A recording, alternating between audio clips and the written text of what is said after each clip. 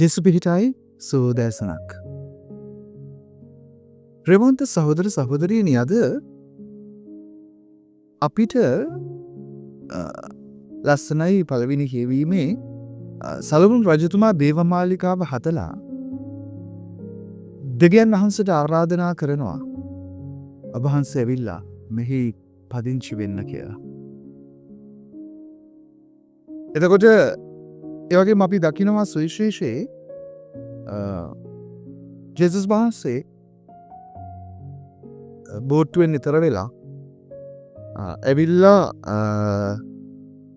ජෙනසරෙත් වලට උන්වහන්සේ ළඟට ආපු සියලුම රෝගීන්ට අත තියලා ඔවුන්ව සුවපත් කරනවා. අස්වැසිල්ලක් දෙනවා. සලමුන් රජතුමා ආරාධනා කරද්දී ඔබ මේ ඇවිල්ලා නවතින්න ලැබුම් ගන්න කියලා සුවිශේෂය තුළ අපිට මක්තුමාගේ සුවිශේෂය අපිට හරි ලස්සන අවස්ථාවක් උදා කරලා දෙනවා. අර සලමුන්ගේ රජතුමාගේ ඉල්ලීම අලුත් ගිවිසුම තුළ සිද්ධ වෙලා තියෙනවා. දෙවියන් වහන්සේ අපිත් එක්ක ජීවත් වෙන්නට ඇවිල්ලා ඉන්නවා කියන එක.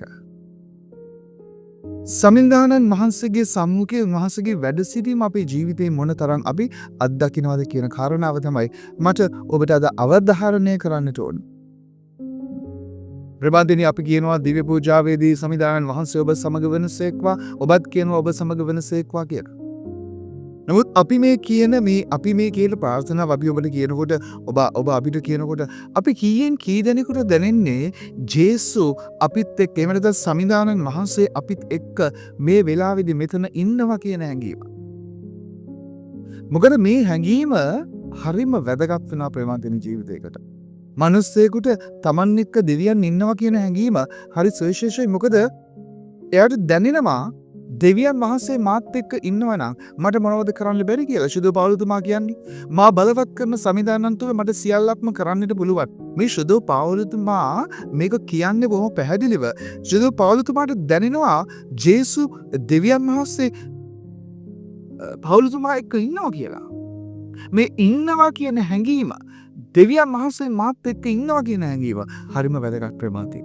ඔබගේ ජීවිතේ සුවපත් කරගන්නට, බලවත් කරගන්නට, ශක්තිමත් කරගන්නට, ඔබේ ජීවිතේ ඔබට අවශ්‍ය කරන දේ ලබා ගන්නට, ඔබට යා යුතු තැන යන්නට, අභියෝග වලට මුහුණ දෙන්නට, ප්‍රශ්න වලට මුහුණ දෙන්නට, සතුරු ආක්‍රමණ වලට බය නැතුව සටන් කරන්නට ඔබට හැකි වෙන්නේ දෙවියන් ඔබත් එක්ක ඉන්නවා කියන හැඟීමට ඔබ ඇතුළු වෙනකොට.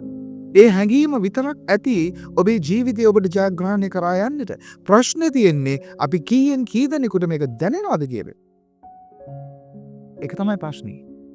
ඔබට දැනෙනවා නම් අද දවසේදී සලමුන් ආරාධනා කළා වගේ මේ දෙවියන් වහන්සේට මේ දැන් මම ඔබ වහන්සේට මන්දිරයක් හදලා තියෙනවා, ඒ නිසා ඇවිල්ලා ලැබුම් ගන්න කියලා.